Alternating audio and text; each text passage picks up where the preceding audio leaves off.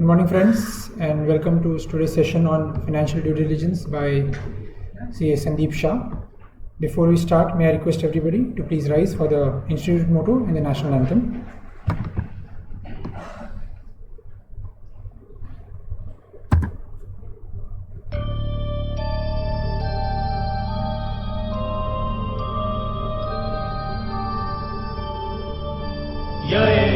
सुप्तेषु जागृति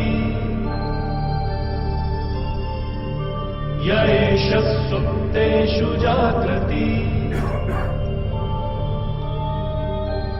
कामं कामं कामं कामपुरुषो पुरुषो निर्विमाणः निर्विमाणः तदेव शुक्रं तद्ब्रह्मा तदेवामृतमुच्यते तस्मिन् लोकः शतः सर्वे तदूनाद्यपि कश्चन एतद्द्वैता एतद्द्वैता एतद्द्वैता एतद्द्वैता एतद्द्वैता एतद्द्वैता.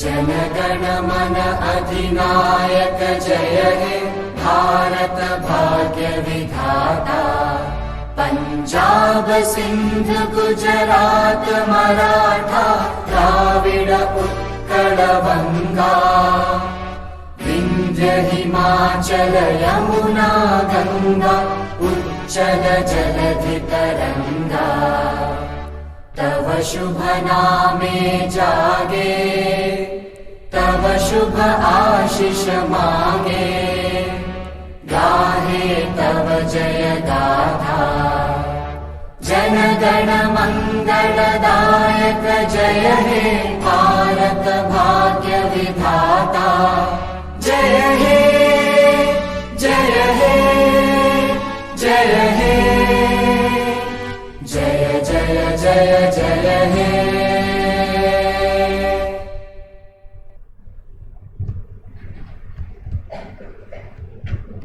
Thank you, friends.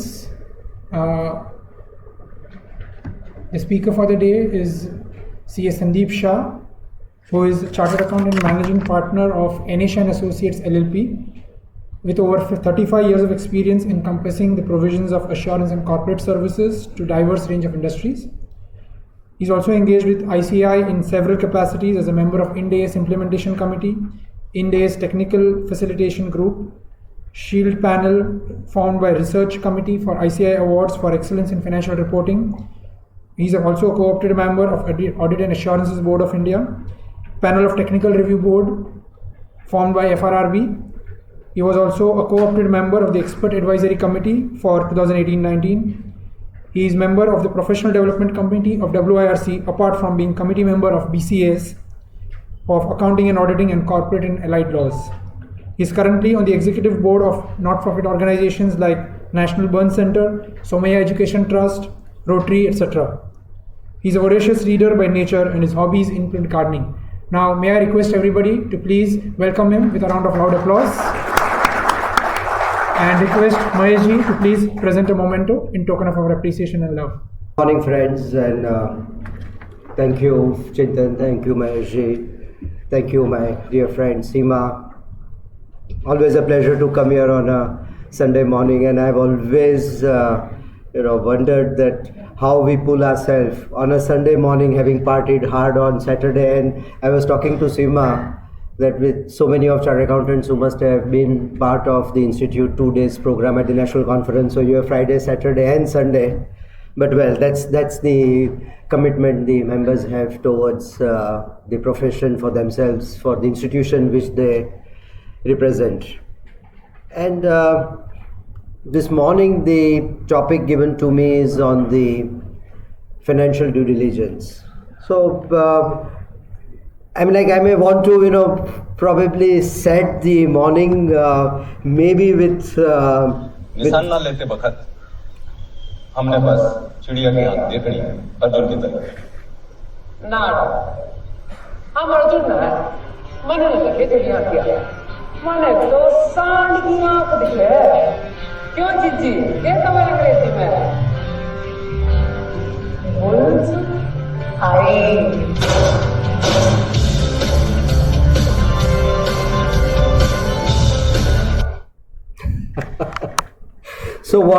So what happens here with the bullseye, right?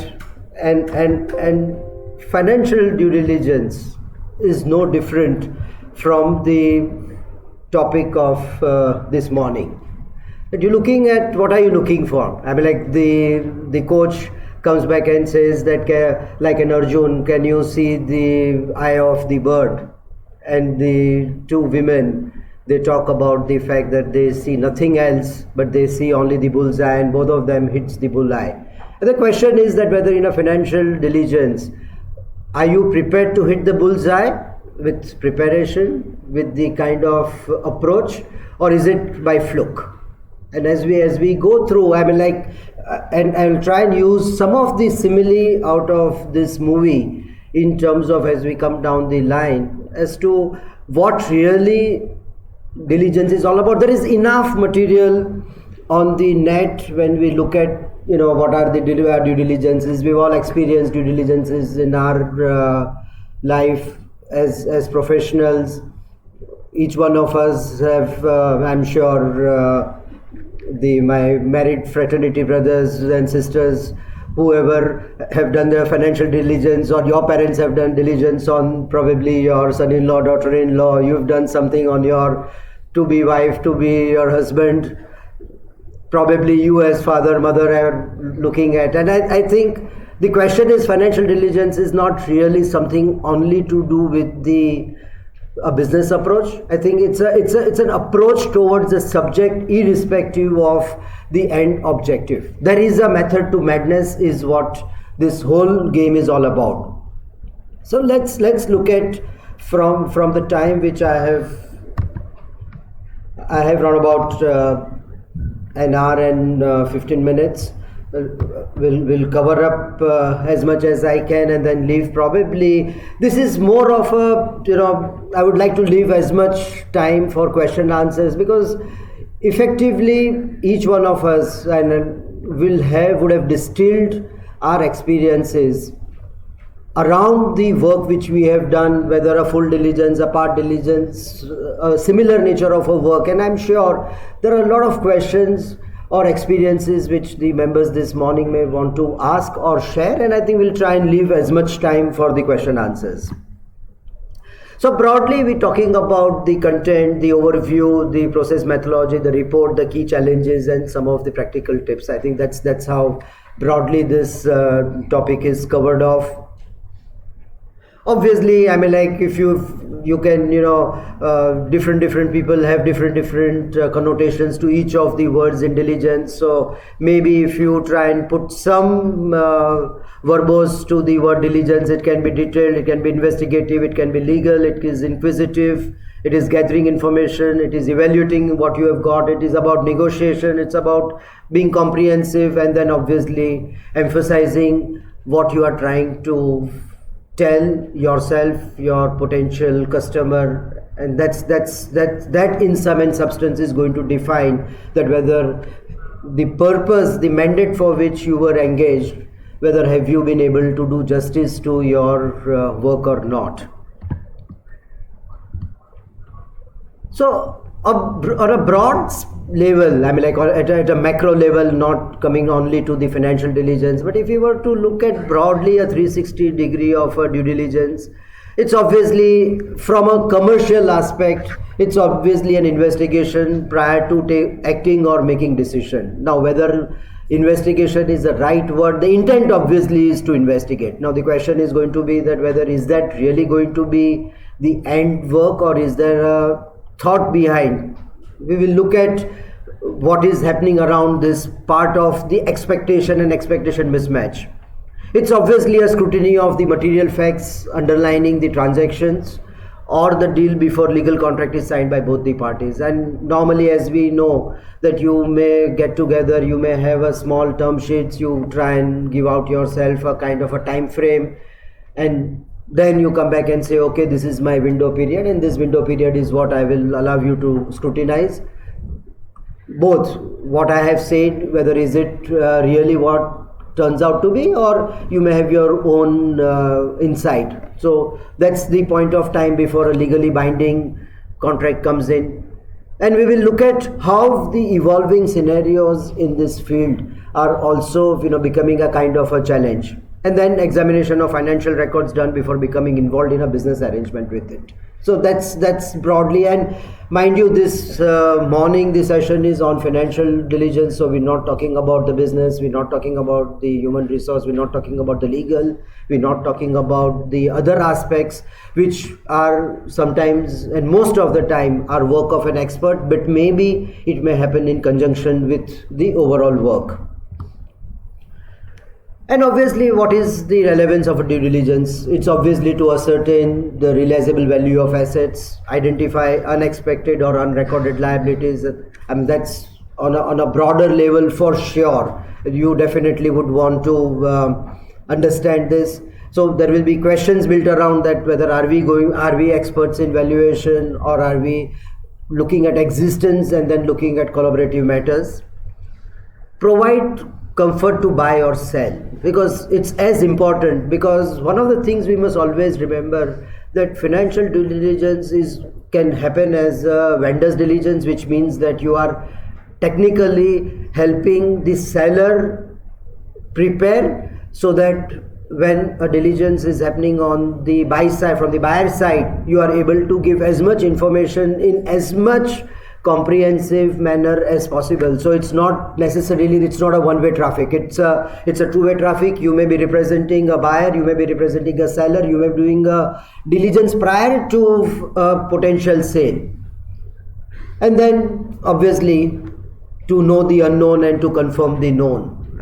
This is one of the, in a risk management, as we know, that the biggest Colonel Powell, the US defense, he breaks up the entire world or the entire work as the head of the defense into the 4 quadrants, and in one of the quadrant, which he for over now 20 years, he comes back and says the unknown. So if not even able to, you can deal with things which you can see, you can visualize, which you can anticipate, which you think can happen. So there can be various formats, but that one quadrant, which is the unknown, is where the real challenge happens. And even in the diligence, the question is that you have that quadrant is where the real skill, the real challenge comes in for you to be able to perform what you are supposed to be performing. And therefore, if I go back to my Sadhki arc, and then we come back and say that how focused you are is also going to be one of the outcome. So broadly, on a due diligence, you have the legal, which is the emerging discipline, the commercial due diligence on one segment, then you have the business, which is the second part. And we all know that today the big business is becoming one of the biggest challenge. Nobody probably expected that Idea Vodafone 3 years back, you commit the kind of the money, and we can't come back and say they don't know their business.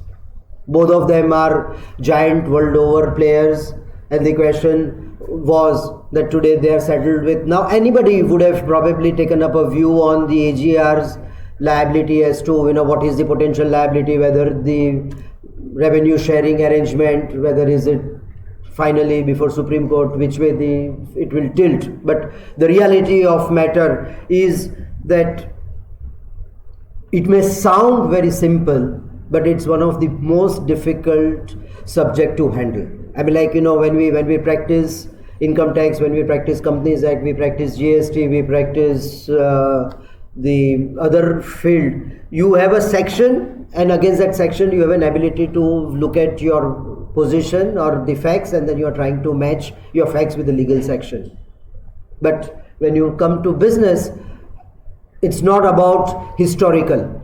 Every youngster today in a business diligence can disrupt your business model, can disrupt your profit model, can disrupt your I would say whatever your growth plans are. Somebody who has no hang-ups, he has no emotions to business, but they are only trying to resolve issues, and when they're trying to resolve issues, all of a sudden you may find that what you thought is the future of business is no longer the future of business. So that's as far as and so we as professionals today, right? I mean, like today, if somebody did a diligence on us as practicing professionals, and they came back and today did a due diligence to come back and say that, okay, you are an X firm, so much vintage, so many partners, so many practice areas, so many chartered accountants, so many industries you deal with, so many business verticals you deal with. This is compliance, this is consulting, this is advisory, this is your audits. And then all of a sudden they may want to come back and say that you put a due diligence on that accounting firm, and then you come back and say that, all right, let's look at each of the aspects on that financial diligence and come back and say that whether will this firm survive and will deliver what it has delivered over the years. No different. Why go and look outside? You look inside and you do the same processes for yourself. Probably the answers will be extremely evident for you. Evaluate so on the top right corner you have human resource, one of the most important aspect. We constant challenge between the data analytics, the artificial intelligence. You know that even Sundar Pichai yesterday announced setting up global AI centers. You had SoftBank, which last week set up an AI center specifically to look at how do you, and these are, mind you, these are not pure science. These are not like your TIFR where you are in a pure science. These are in applied science. In a pure science, we are not going to be around here to witness what is going to happen, because that's something which will happen maybe a couple of decades, maybe a couple of centuries down the line. But when you look at applied science is something which you will see during your lifetime, and that's going to be your one big challenge on the human resource. And then obviously the operations, own, outsource, robotics, whatever. And then finally you evaluate the entire set of financial statements, which essentially is nothing else but the final outcome. So when we go and probably give compliment to maybe a restaurant or to a wedding party, and when you think that everything is to your liking, what you are seeing in front of your eyes, what you are tasting is a culmination of the work, entire backend has happened. That is what you are appreciating. And finally, diligence is that howsoever hard work you have done, howsoever notes you have, howsoever you know, but finally if that snapshot is not going to get seen by the people in and something which appeals, something which they can understand, something which they can taste, something which they can appreciate, your back-end movie has got no relevance. It's a flop movie. Let's accept one part, that if you want your movie to succeed, your final presentation will have to deliver what you have gathered in a cryptic format, right? So broadly on a financial, it includes the analysis and review of the target of the company's financial statements, the tax returns, the accounting policies, the financial trends. On the legal side, you have a thorough analysis of the corporate documents, contracts, agreements, ongoing, pending, potential litigations, environmental factors. You know very clearly, today you do a diligence on a real estate developer, and let's assume that development piece of parcel happened to be in Telangana. And if I had an accounting policy on revenue recognition, where they came back and said that I will follow the probably POCM, maybe the erstwhile, while we used to have the guidance note for the Ind AS, gap continues on the real estate development, where they said, okay, you take 25% as your threshold for the commencement, for you to recognize your profits at 25% of the work done. And if one had to really, on a diligence, you will say that yes, does it match with my stated guidance note? It does. Will you find fault on the revenue recognition and probably the profitability? Probably no. But if you knew, let's take up a call here, right? So we're talking about Telangana or similar kind of a state, and you had to look forward for next 3 to 5 years on the closure of the development project and profitability. How many of would you come back and say that, look, I will be happy to look at the guidance note and allow and probably make no adjustments to the profitability numbers? Am I clear in my question? You have a development project in Telangana. The developer is utilizing the same guidance note. All conditions of POCMs are met. So I'm not saying that this will be only none of the control factors, the risk rewards, none of them are at a matter of question. So you can apply POCM, and the question is that you are doing the diligence on behalf of the potential investor into the aspect of this development, and you say that, okay, my revenue recognition policy is in compliance with the guidance note. Would you be happy or would you still have a concern? Anybody? So do I say a silence is no concern? Sorry? The concern would be there, all right. So let's look at 1 or 2 concerns. Yes, sir. Political. Yes, sir.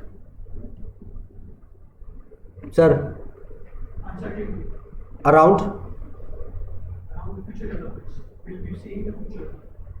No, the project is under development. So yeah, uncertainty. Let's look at, sir, on the uncertainty. What is, and the reason why I'm saying is that there is an overlap between the business and the financial diligence, right? What uncertainty? Uncertainty of cost. Of cost, okay. Funding, all right. Political development. So stalling, all right. Yes. Timely completion, cost overruns. Anything else? Sorry. ROI, all right. Market, all right. Okay, so so one question, and we have at least 7, 8, right? Now let's look at one aspect on uncertainty. How many of you all would have certainly witnessed the Vedanta's copper smelter plant in Alibag? Telangana is a state, and these are my live examples, right? Because we were talking to the revenue recognition policy for a state in Telangana, that what should be your threshold level before you will start recognizing your profits, right? So do you take 25 or do you take a higher threshold? And one of the things in Telangana state is the local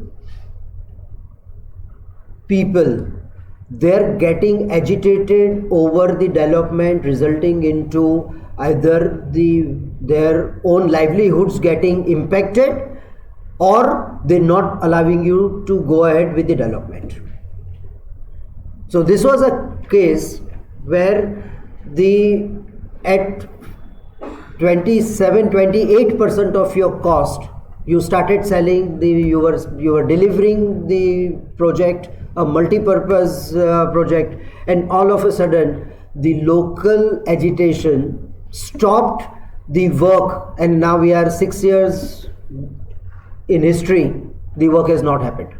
The company's over 200 crores of money is lying landlocked because the approach to that land area was through the areas where the local people never allowed you to access. So the question was that whether is 25% a kind of a barometer which you apply blindly, or do you apply a revenue recognition policy with reference to the underlying business environment in which you are going? And the reason why I'm saying, again, I'm sharing this out of context experiences, because that finally due diligence is nothing else but your years of experience, whether as a tax auditor, whether as a tax consultant, whether as a GST auditor, whether as a statutory auditor, whether as a business advisor.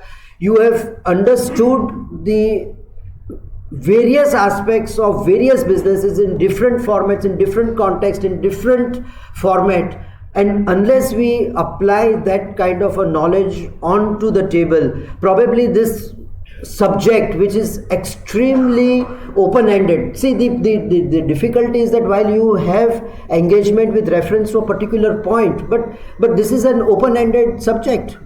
It's you know that in a bypass, the surgeon knows that they have to do a bypass, but then they're opening up with the human body with every challenges when they open up, and that's exactly what happens in a diligence.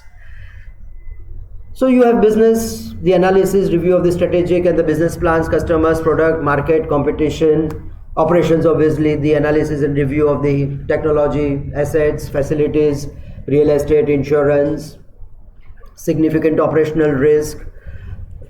So I'll share one experience on this insurance on operations on a diligence. And sometimes, what happens is that, and no offense meant to my brothers who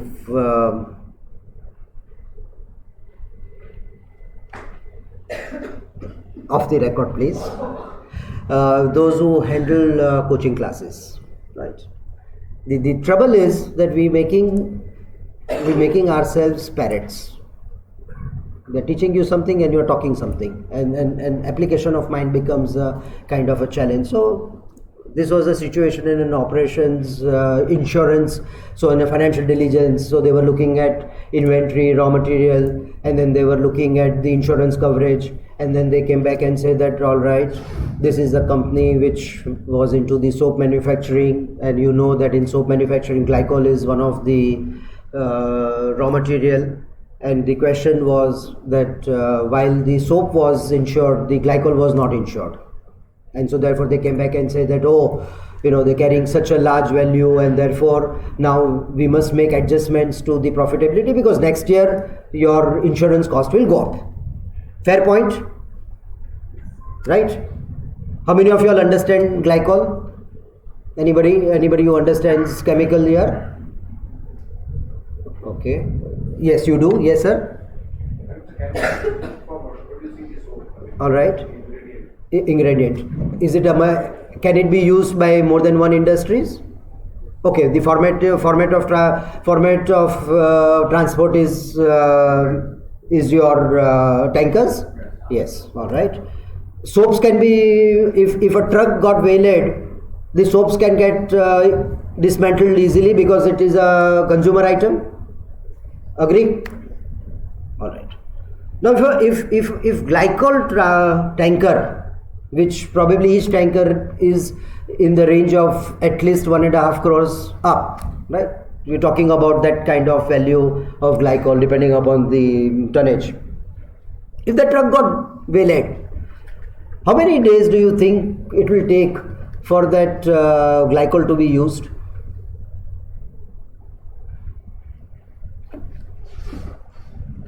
How many? How many industries do you think will be able to use glycol? Some wild guys, come on, doesn't matter. 1 month? All right. Probably if the number of users of glycol is soap and maybe another industry, and if it requires a large manufacturing setup to use glycol, even if they waylaid the truck, how much time does it take for it to be traced back? So this was a company which knew its business. They said that, all right, we will look at self-insurance as a mechanism for the purposes of saying that yes, soap is something which even if the truck is stalled for half an hour, वो पीछे से कोई truck खोल करके उसका सामान लेकर के निकल जाएगा, पता भी नहीं चलेगा, because it will get disseminated. Glycol will not. Now, if your team member applies blindly to say that, oh, this is insurance, I had learned that my assets must be insured, and if it is not insured, that means I must make up a comment. We probably, and if this happens to be your first part of the page, and probably on the, if I was a consultant to the buyer, and if this point came in, my first answer would have been that, look, your guys do not know what they are talking. So they are only mapping, and so therefore let's not talk further about the quality of the work.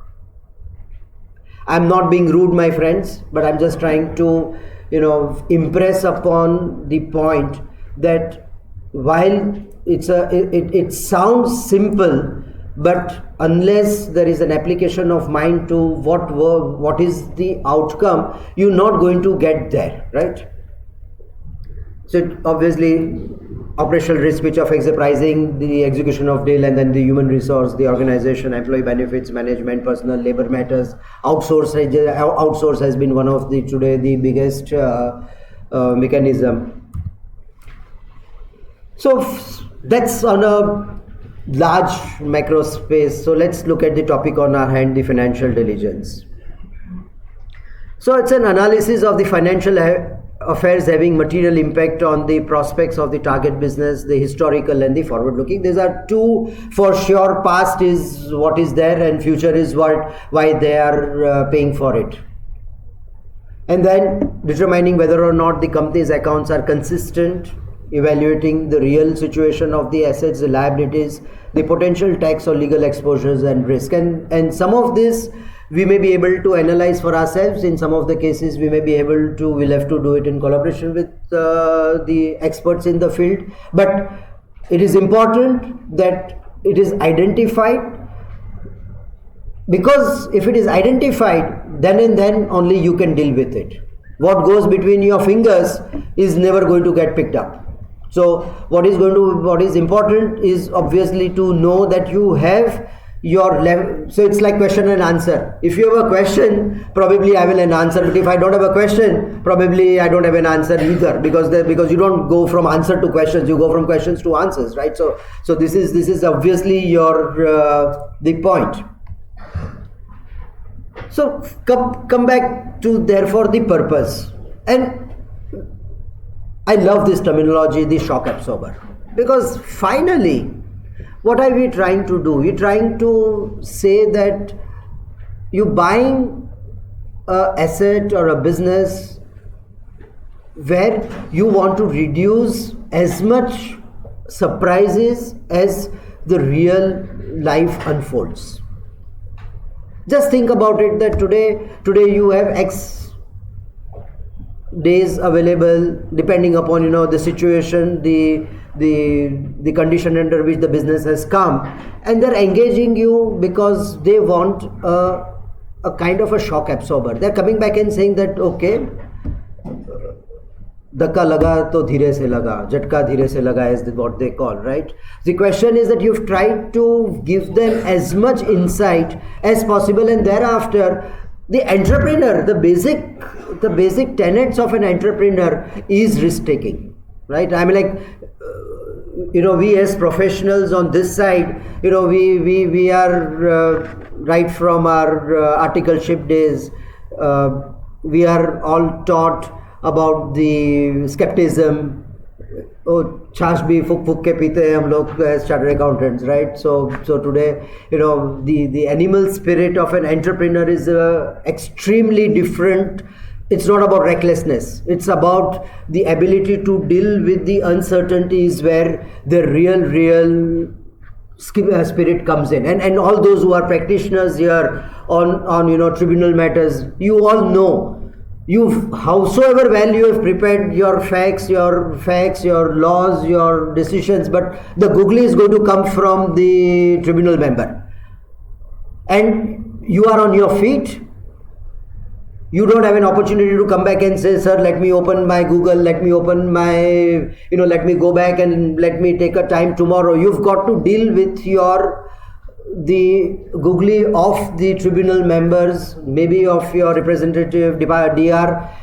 And if you are somebody who's good on your feet, is somebody, you are no different than an entrepreneur, because you are constantly able to deal with the uncertainty around the challenges, because you have planned your day, you've planned your affairs, you've done your homework, you've tried to anticipate. But what you are not able to anticipate is what is going to come from a double bench, or if it is a special bench from 5-member team, right? So what happens therefore in this shock absorber is that you're trying to give as much insight into potential, so that thereafter the person buys with an open eye, understanding that yes, I'm paying a value for an uncertainty, or this I'm paying for 100% certainty, this I'm paying for uncertainty, but maybe the seller is not able to handle the situation, maybe I'm able to handle the situation, right? So let's look at therefore, so whichever way it begins, so we will start from the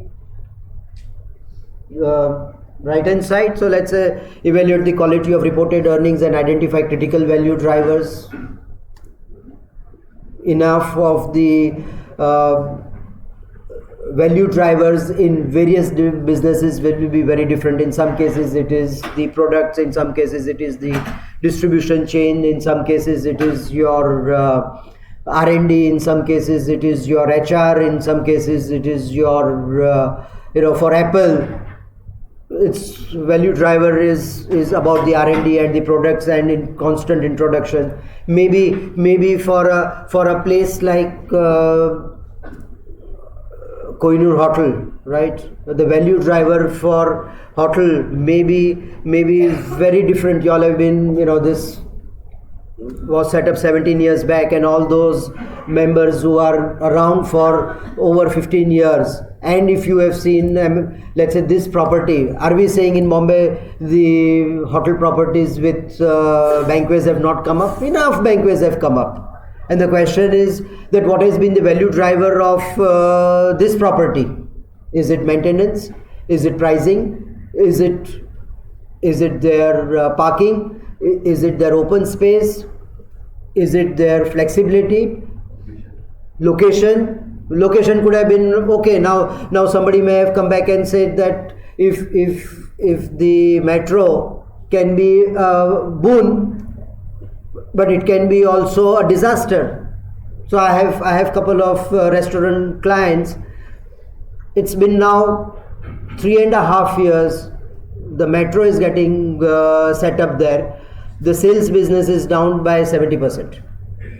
And I'm not talking about 200 square feet. These are 5,000, 6,000 square feet, 3.5 years. I know of a customer or a business which is into the tire fitments. Metro is going on for last 2.5 years. The car cannot get into for the wheel balancing, cannot come in for the change of tires. What do you do? That's so sometimes, when we talk about, so sometimes in some businesses, the value drivers may be the ability to come through and get the car through your footpath into your service area. But if the BMC comes back and stops the footpath from access, your business is gone, right? So you need to, there are multiple facets of every question in terms of what are the value drivers. You corroborate the buyer assertions regarding the target's financial position, because finally, let's admit that it's not about saying कि अब ये मेरा balance sheet है, देख लो, इसमें जो समझना है समझ लो, मुझे ये मेरा नेट वर्किंग कैपिटल है, ये मेरा सेल्स है, ये मेरा प्रॉफिटेबिलिटी है, give me this money. No, you are obviously even a fruit fellow, a fruit vendor also gives corroborative evidence to come back and say, okay, when you go and cut the avocado, it will give you a full value, right? A mango jayega, so if he's selling something for 1300 rupees in the initial phase or 2000 rupees a dozen, 250 rupees a piece, and if that mango spoils, you have a challenge, right? So there is obviously a corroborate. So there is something which about a corroborative buyer assertion to talk about what are the financial position, identify issues to be addressed in the purchase agreements, because this is a culmination of reps and warranties as we finally come back and say that okay, I'm willing to buy subject to 1, 2, 3, 4, subject to future adjustments depending upon how the deal is transacted. Somebody come back and says that no, it is as it is, where is it? If you can't manage, it's your funeral. In some cases you come back and say that no, because the nature of a business is such, and I understand my business as a seller so well, I'm willing today to take up a call. So take an example on a business where you trade receivables, right? We all know very clearly that in our profession, if the founder, the owner, partner is a critical function for you to start realizing your future outstanding bills. We agree. We agree that for us as professionals,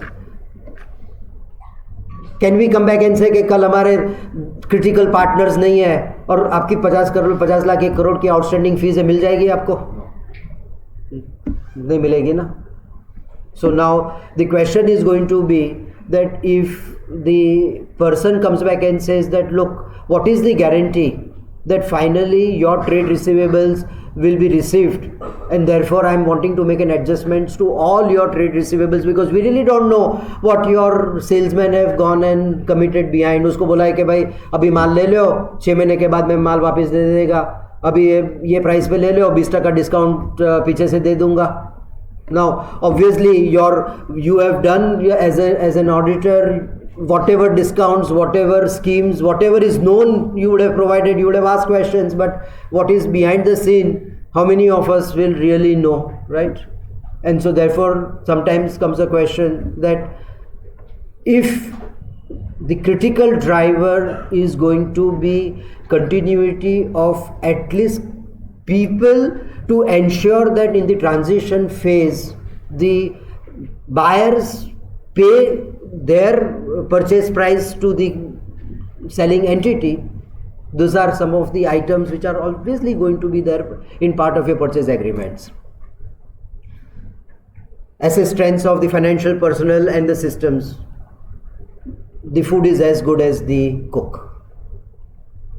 So if you have the accountant who does not sharpen the knife, is constantly does not even understand the differences between the what is an adjustment to purchase price and what is an adjustment to the other income, does not understand the GST reconciliation, does not know that what does it take in terms of how do you reconcile or match your realizations with invoices.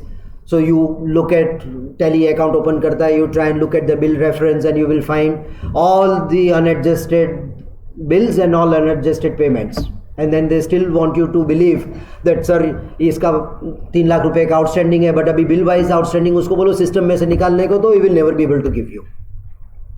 Now if you come across a diligence where the cook is not experienced or does not want to be a good cook, you know very clearly that the financials can never be of the kind of high quality which you try to look for. Forget the outcome of the financial balance sheet. It's a basic grassroots level, because if your soil is not good, your crop is not going to be good.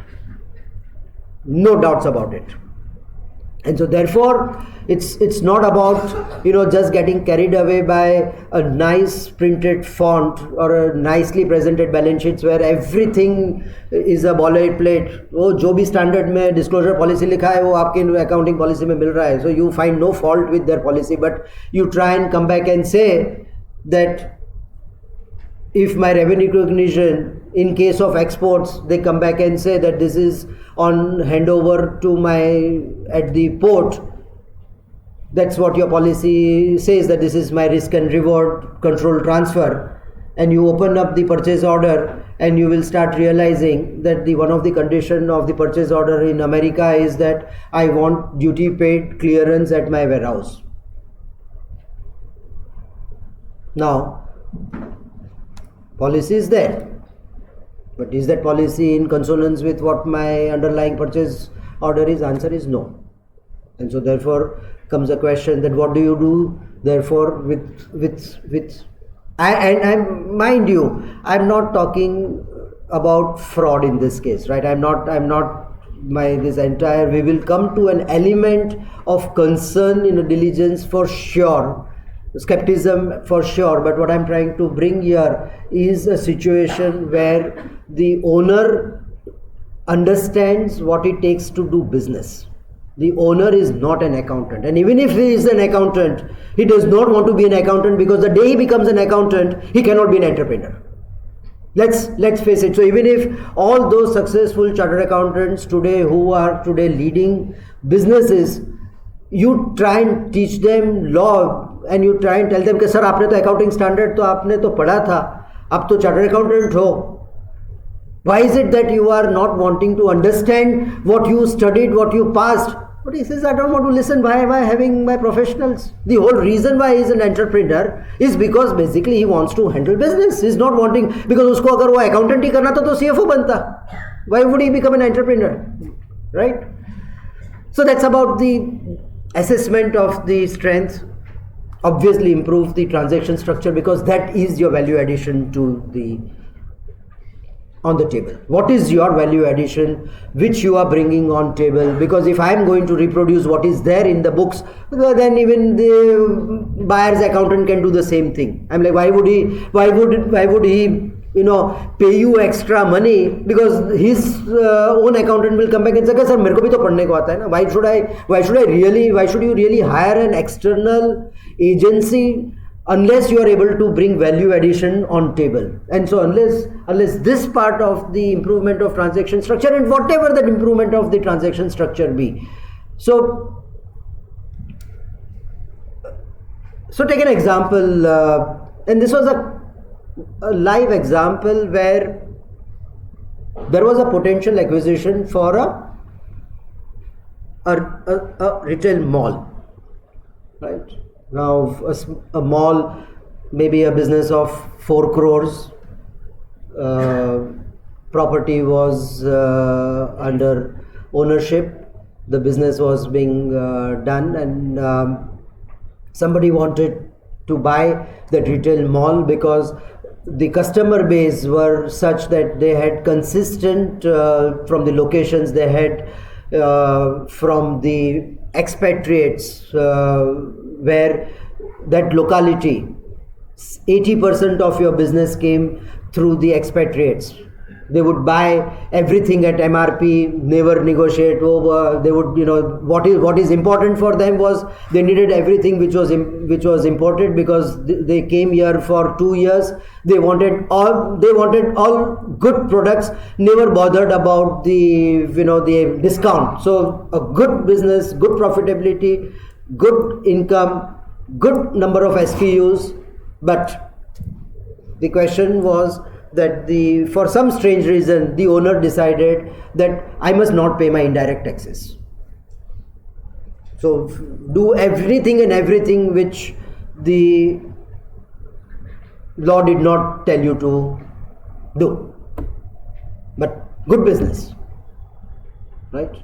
So now let's look at that's your background. The target buyer is clear that this is something which I need, because it's a complementary, it enables me to increase my business's multifold. And now we have to talk about improvement of business. So now this your diligence, on tax diligence, you come back and say, okay, sir, historically for 7 years this is your tax defaults, this is what they have not done, so this much money we must adjust out of the purchase consideration. Now we have to look at the improvement of transaction structure. What are your options which you would want to give as a diligence consultant or as a party? So give me one option. Sell, buy, no buy. Chalo, let's take that as a first point. If you have to give your advice, buy or no buy? Sorry? Buy? No buy. All right, all those in favor of saying no, do not buy. Sir, coin cannot be static now. So either it's a go no go situation. So it's a buy no buy. Buy. All right, buy with a liability. Buy with a liability. All right. So now so I am that buyer and I'm wanting you to tell me that for last 6 years, 3 crores into 6 years, 20 crores of turnover. Tell me what is the tax adjustment I should make. How much adjustment will you make? Tax, you will determine the tax. You will determine tax, you will determine penalty, you will determine interest. Alright. So if we go by the current tax rate, the current penalties and the current interest, do you think that 20 crores of turnover will give you 10 crores? These are all 18% and above tax rates, even under the VAT. 10 crore का adjustment हो जाएगा.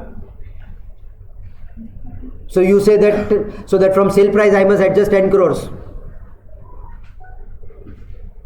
All right. Is that what we are? Is the consensus of the house that I must adjust full interest, full tax and full penalty, right? 3 crore का business होगा, 3 times तो sir sale price कोई देवे बहुत हो गया.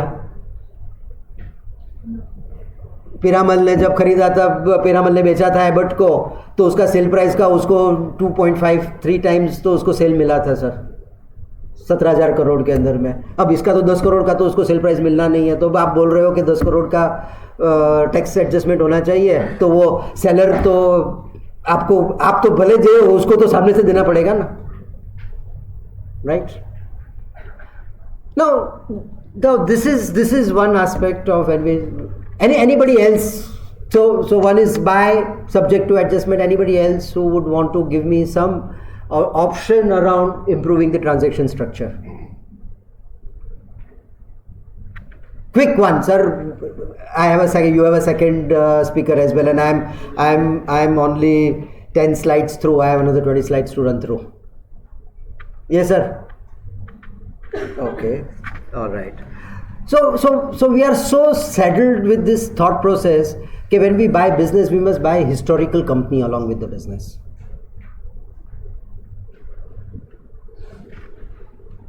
Why will I buy the company? I'll buy business. Let the tax liability be that of the, अगर आपको 285 का अगर आपको tax clearance लेना है तो 285 का tax clearance ले. Who stops you from getting your tax clearance? The question therefore is that having identified the question is on the flipping of the coin, and that's what this financial due diligence is also all about. It's you do not go to solution before you have identified your work. But if you go to solution before taking your work, you will fall flat on your face. The one of the most fundamental part even in audit is that because I already know that there is going to be a non-compliance and therefore I don't even take my basic steps to identify, is where we as professionals falter, because we have already come to a prejudgment कि भाई ये धंधे के अंदर में तो ऐसा ही होता है तो इसके लिए why even bother? We know the final outcome. Boss, you don't know the final outcome. You've got to go through your steps, and then when you come to the final step, that is the point of time when you come to the presentation, you come to the aspect of your decision making. That is the point of time where you change your head from a reviewer to a consultant. And if you don't have a role to play that of a consultant, and if you think that you still need to get a flesh out of the, or a pound out of the flesh, then unless you do this, you're not going to be able to get that pound of flesh. And then finally it is identify areas of post-acquisition attention, because this is one of the most critical aspect in any diligence. From the courtship to the, knowing each other, to courtship, to engagement, to wedding and post-wedding, is we all know, whether it is the daughter-in-law or whether it is the son-in-law. Unless the next 45 days, 60 days, 90 days is taken care of, you are obviously taking chances around. You have to make things happen. It does not go by default. So activities are, you understand, therefore the objective, identify and prioritization of the risk, because that's important, because you don't have the whole year in front of you. So you identify what are your deal breakers, the critical and non-critical. Everything cannot become critical. In life, if you try and say everything is, so this was a classic example, about somebody was talking to us about in a joint venture set up by the two promoters in a business, and the question was that they came from they were friends together in college. They got together as business, and then when they became the part of the business, the question was about everything cannot become critical and deal breaker. So what they came back and said, they said, all right, let's apply the rule of the football under partnership. So you said you have red cards, you have the yellow cards. Red card means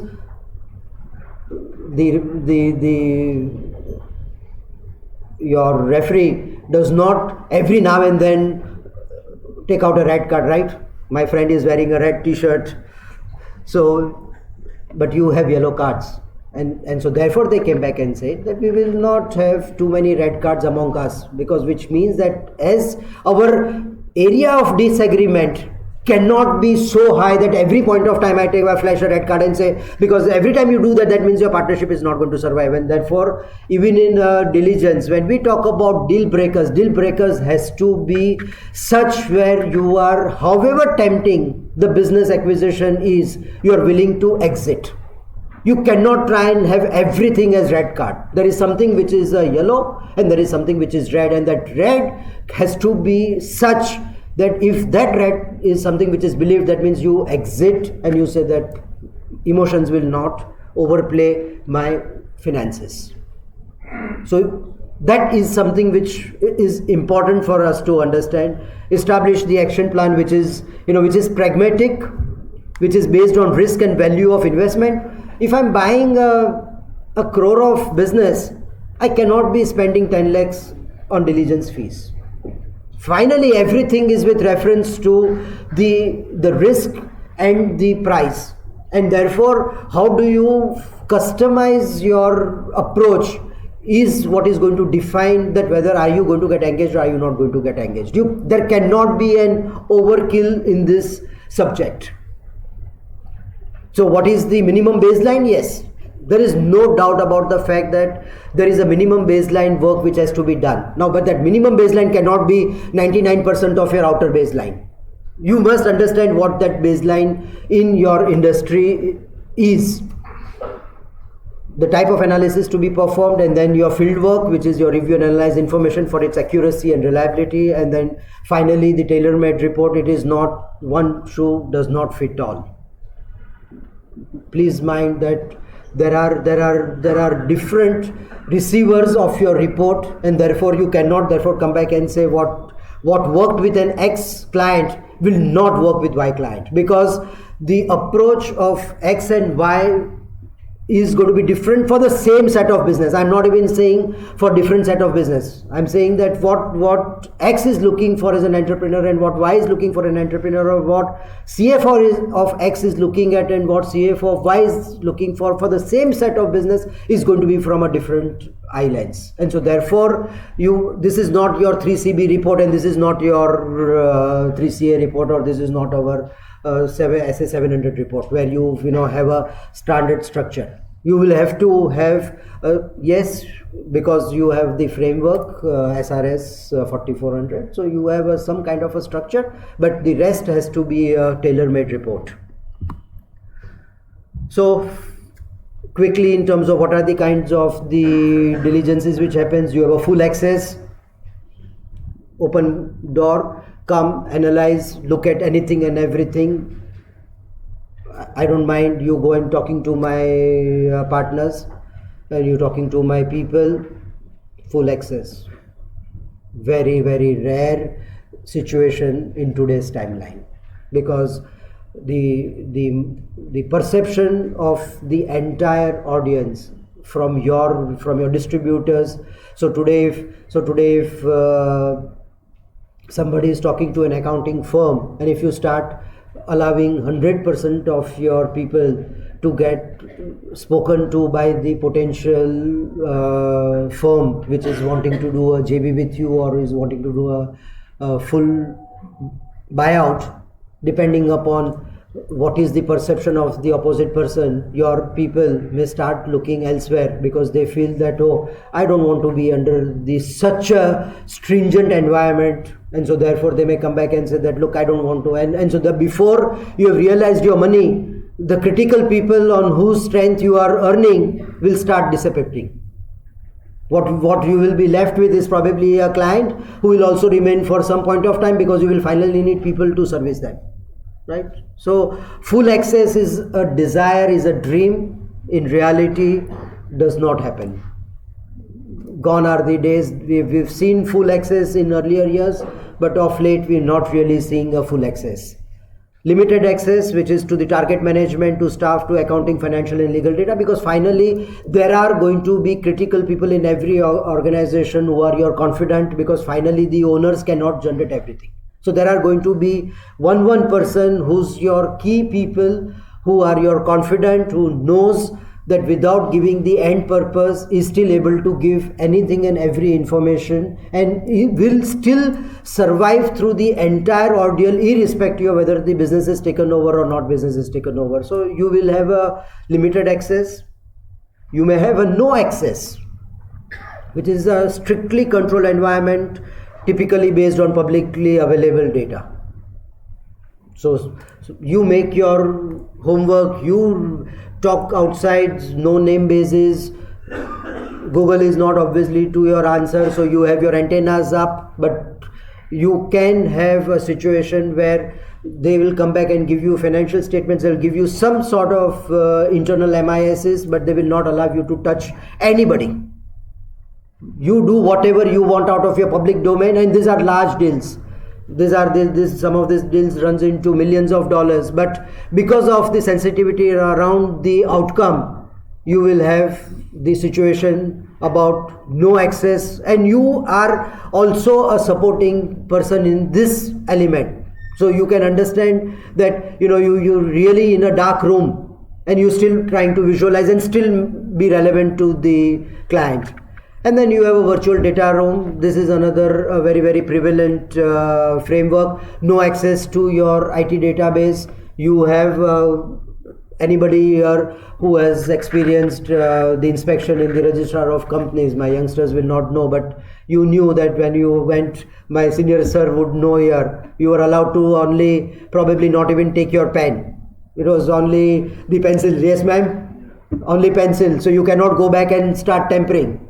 You go, you make your request, you are up there in the room, you analyze, you make your notes, that's about it.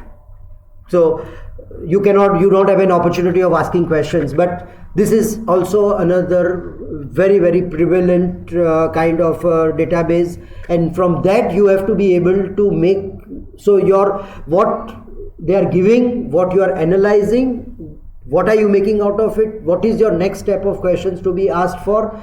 Because you have no ability to interact. This is a extremely, I would say, resource quality experience based work, which is important when you are getting into either limited, no access, or a virtual data room. You can do on a buy-side diligence, which is to ensure that the prospective investors makes an informed investment decision. You can represent the sell side, what we call as a vendor diligence, around analyzing the opportunities and risk facing their company prior to sell. Because it is also important that you don't knock on everybody's door, right? So when you're dealing with a vendor diligence, this is not like a salesman that I have a Ray-Ban in my pocket, sir, aapko chahiye, because Ray-Ban's value does not get diminished. But if you had a business and you went and knocked on 10 people's door and say, I'm a seller, with every possible person whom you meet, there is a value destruction rather than a value gain. all those who have, who have bought houses, and you have the buyer who goes and, it's a reverse way. The seller talks to one broker, talks to second broker, अरे तू 2.5 देता है, नहीं मुझे 260 चाहिए, तू 260 वाला लेके आता है, अरे मेरे को 260 नहीं, मुझे 270 चाहिए, 270 वाला बाद में 280, फिर फाइनली वो 210 में बेचेगा. Because you are also not clear, because finally the beauty lies in the eyes of the beholder. There is no rocket science to come back and say that whether will I get 1 crore of rupees, or will I get 100 crores, or will I get 500 crores, or will I get 50 lakhs, because finally what appeals to a buyer is, in their context, you on a vendor side must know very clearly that how do I, without giving lipstick to my program, to my business, how do I bring the relevant facts and then identify the relevant buyer, so that the relevant buyer sees value in what I'm selling. And that's where the financial diligence as a subject comes in. It's not only about putting your house in order, it's not also about making your data available swiftly, also to know that if there are questions, because if you are to do on a buy side, you know what side of questions are going to come. Now you are preempting those questions on the sell side, and you come back and say that all right, let's have our things in place, so that the confidence which the diligence team comes and looks at least feels that you know that you've got a firm grip over your, at least as far as your financial accounts, your documents, and your answers around the adjustments, either in terms of the purchase discounts, the sales discount, in terms of your inventory write-downs, in terms of your, the obsolescence policies, your amortization of your assets, anything and everything, you have valid answers to give as to why what is done is why it is right. And if it is not right, you are at least coming back and saying that, look, how am I going to generate value of business out of the business as it exists, and you then prepare your seller to come back and say that you must be prepared for this kind of adjustments, because this is exactly what is going to happen. And the seller should not get dejected that, look, agar aapne mere ko pehle se bata hota to maybe I would have upped my price. It's also, discovery of price is also an important aspect in a diligence. Seesaw, as a child, we were always on a seesaw, and we were always coming back and saying, if somebody was a stronger side than I was, then I never, was able to balance it. So you were always trying to look for that balance, even on a seesaw as a child, right? So identify deal drivers and deal breakers, and this is one of the toughest part. This is not like your the balance where you have a weight of 1 kilo and you have the business, because what you not have in your hand is the weight.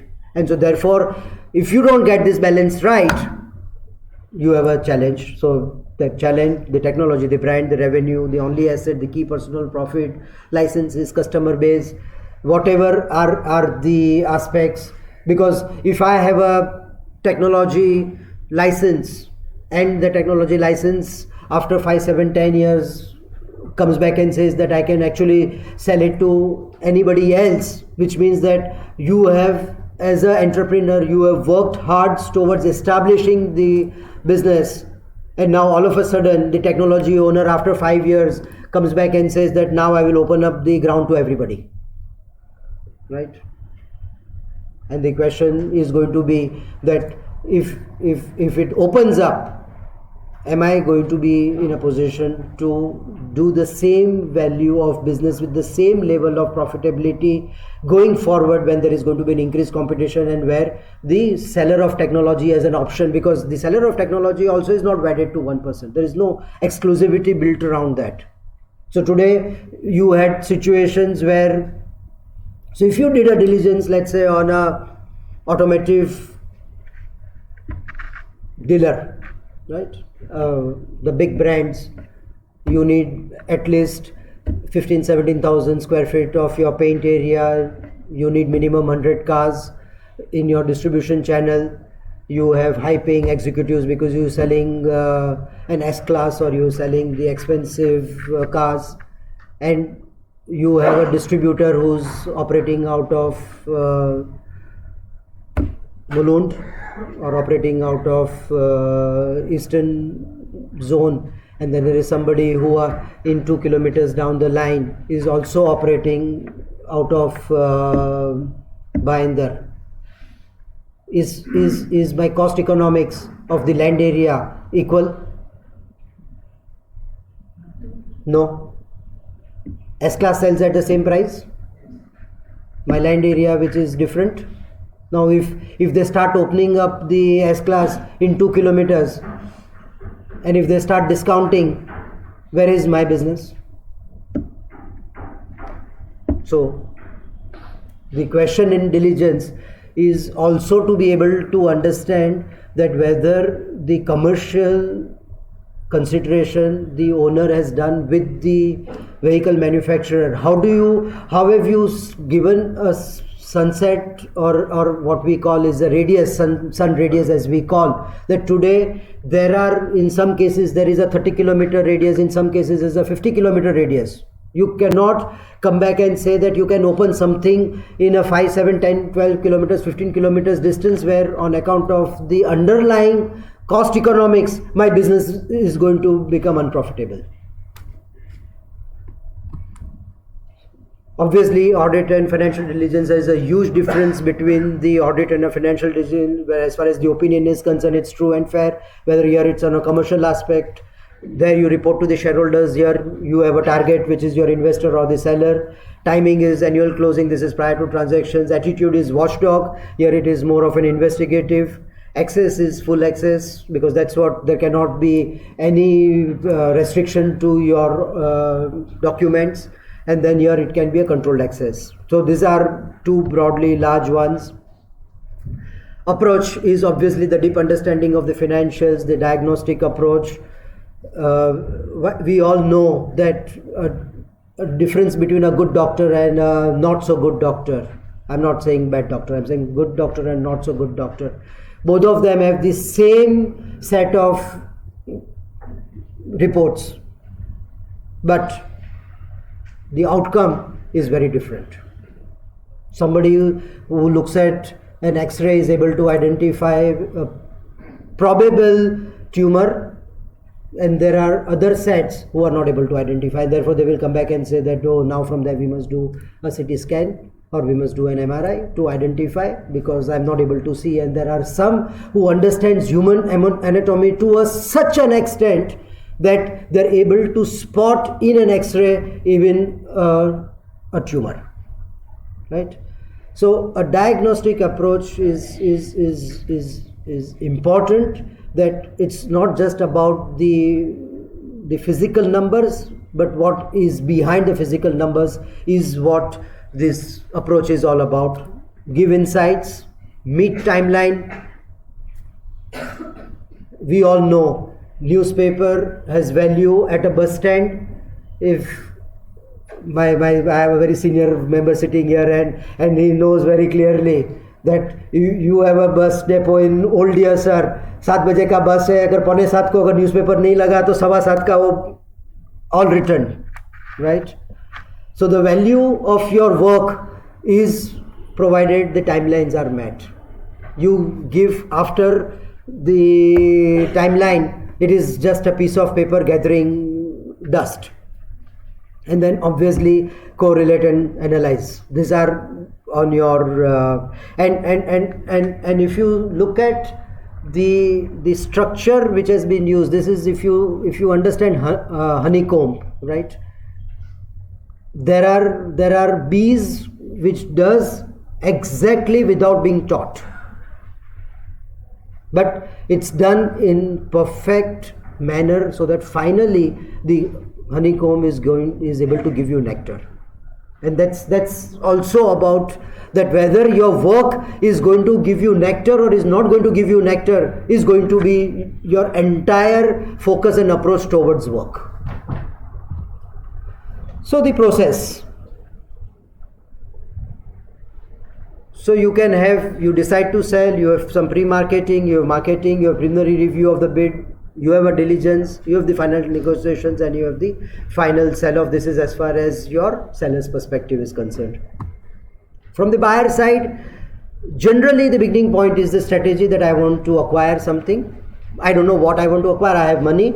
Maybe sometimes I have a next generation coming in. I have wealth.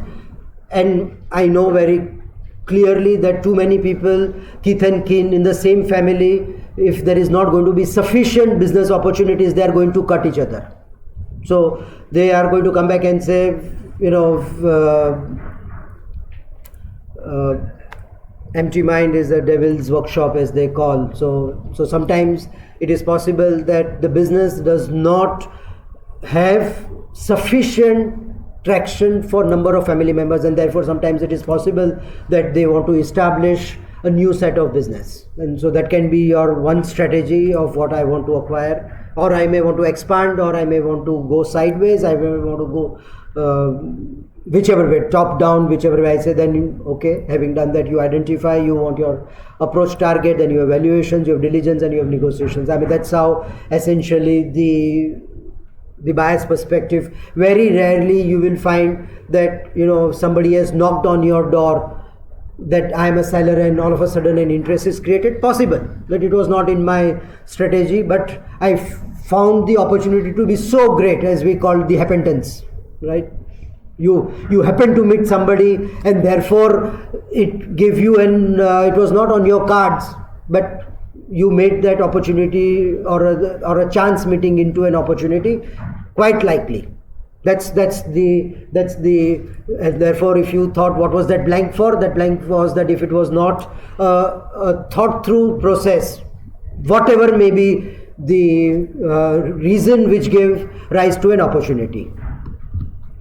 So the scope should be defined and documented so that you don't want a kind of expectation mismatch, as I would call. Limitation of scope to examine its implications on the deal, and why I'm saying also the scope should be defined and documented, because you see in many industries or even in our human life we have matchmakers, right? Now the matchmakers, the question is that in the matchmaker, are you expecting them to give you an additional insight into the habits of the bride and the groom, or are you saying that no, this is what I've been able to accumulate, rest is all yours? Depends on what is the person. So sometimes unless you force yourself to come back and say that let's have at least a reasonable clarity of what you want, this can be a potential time bomb, because the buyer, if they do not give you this scope and if they lose money, you lose the client, because they are not going to blame themselves or their organization or their the way they've handled the post transaction, but they will come back and say that, oh, my consultant did not do the job correctly. So you don't want to be in that space. You have the limitation of scope, and so examine implications, and obviously superimposed by the investor, because anything additionally which they are wanting you to do.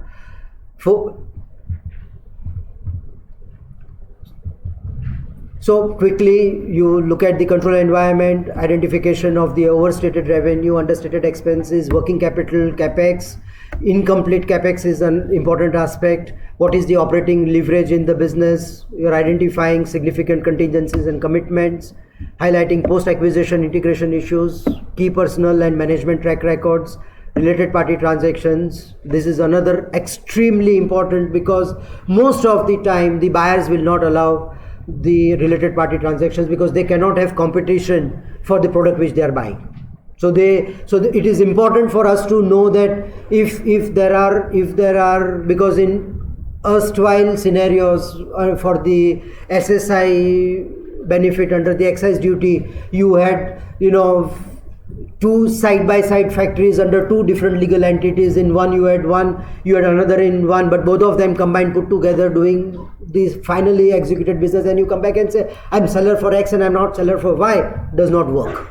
whatever may be your legal reason as to why the two entities were set up, there may be cross sharing of facilities because you have the same common inputs, maybe you have the same designing, maybe you have the same QC. So it's important for you to understand what is the dependency on related party transactions for the purposes of your diligence. And then you assess the recoverability of the assets and completeness in recording the liabilities, because that's what is going to define your. So if your bills are being booked just on the day on which the payments are made, and if that is your due diligence, you know very clearly that there will be some 10 box files of bills which have yet not got either approved, or they're approved but they're not passed because the owners have said that it is not ready for payment. And so therefore you will obviously be left with a kind of a challenge, and you may wish that my diligence should happen in month of October when my September results are already out. So I've done 6 months post year transaction, and therefore everything is accounted. But what happens if you were forced to do an accounting on or a diligence on 1st of April? You don't have a luxury of post period advantage, and you still have to therefore come back and look at how many unrecorded liabilities would be there. Right, so this luxury of time past is something which is not available in your diligence, because diligence is not a planned activity. It's never a planned activity. It can happen at any point of time, and therefore unless the bandwidth, unless your ability to respond to the request, unless that is going to happen, no way you're gonna be able to fill that gap. So you have your profit and loss, which is your erroneous accounting, one-time extraordinary items, your in-days adjustment. This is one of the biggest challenge today we as diligence is facing, because not full retrospective. You have the 115 now, which so therefore you have the modified. So what has already hit your P&L, what has already hit the retained earnings. A big challenge in terms of, so if you pick up any of the annual reports, you will have the 3 years of data which is under IGAP on your statistics. You will have the 2 years on the in-days adjustments. You cannot even make out head and tail of 115. So if you had to do Mahindra Time Resorts, 115 is spread over 20 years or 25 years of their relationship, whereas the gap was 60% year one and balance 40% over the next 5 years. No comparison to your revenue vis-a-vis what was there in the gap and what is happening in the in-days. Segmental and divisional profitability, your segments under 17 and segment operating segments under in-days, two very, very different methods. So unless you understand in-days, unless you understand gap, and unless you are able to reconcile the put together, you cannot come back and say, look, I don't understand कि भाई ये तो gap का segment है, ये in-days का segment है. Thank you, bye bye. They are not interested in your gap and in-days. They are interested in understanding what is my segment on like-to-like basis over the 5 years. Either you bring in-days to gap or you bring gap to in-days. Does not matter. But I must have, everything must talk in the same language. Your under provision of expenses, quality of earnings on balance sheet sides, your adjustments to the assets including in-days, usable, impaired, unrecorded or unstated liabilities, management estimates. This is one of the biggest challenge about the estimates as to, so you pick up balance sheets and you come back and say this year my sales return were higher because of the competition in the market, or because of the new product, or because of the climatic change, but I don't believe my next year I'm going to have the same scenario. Now you still have to now you will come back and say that the auditor should have also equally challenged the management estimate. Why should my management estimate challenge be any different from the auditor's challenge?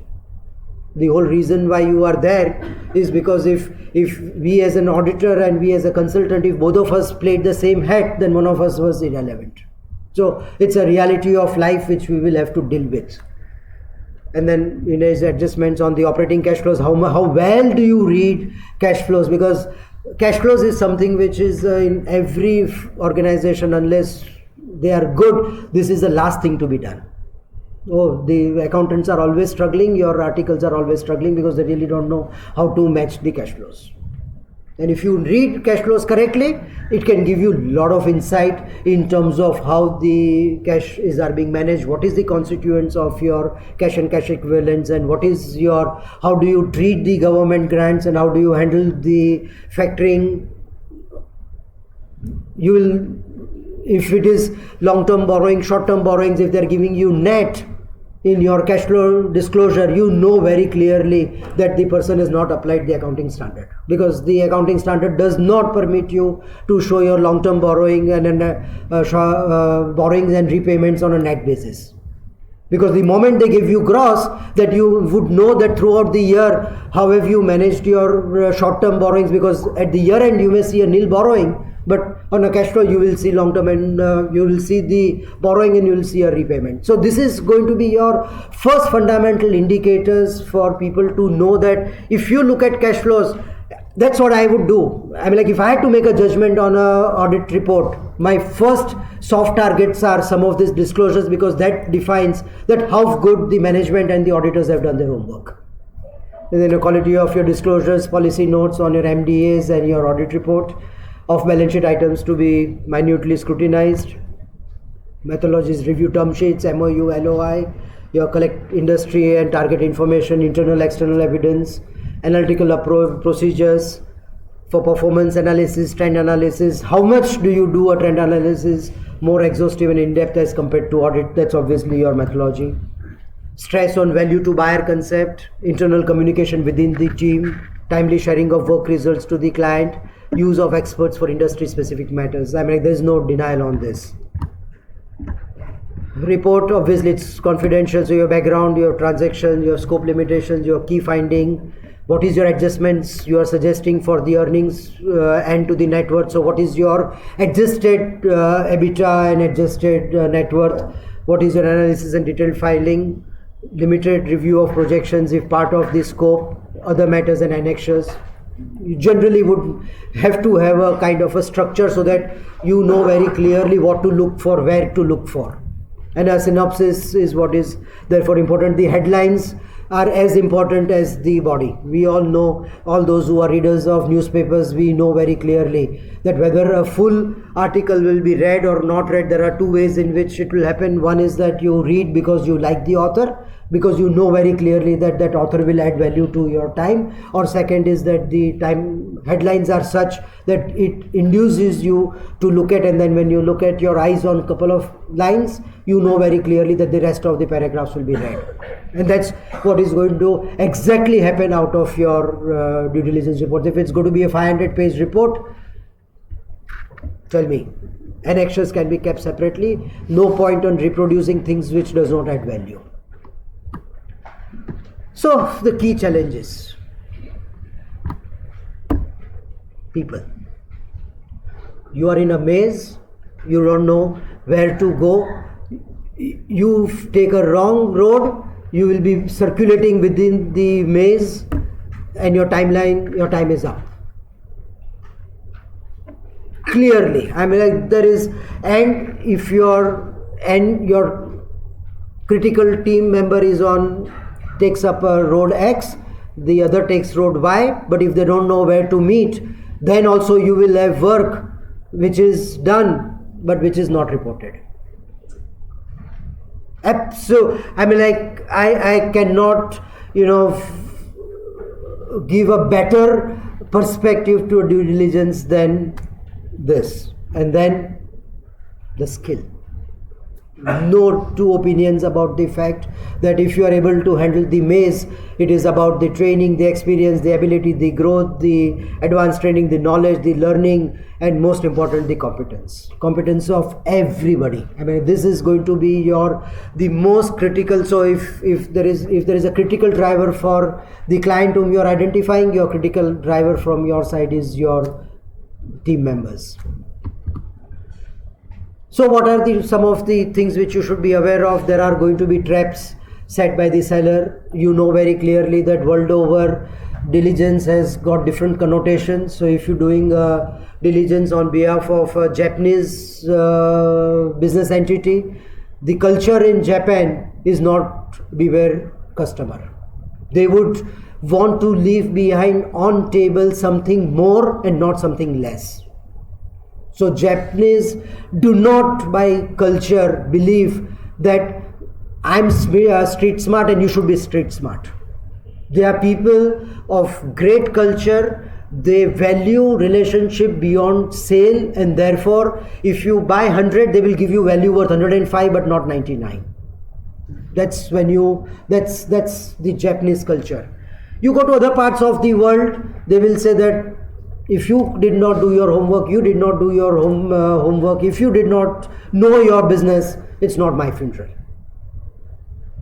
And so therefore you as a customer should have been beware. So it's important to know that whether there are traps which are being set by the seller, and if you think that the seller has to be honest, should be the moral guardians of your business,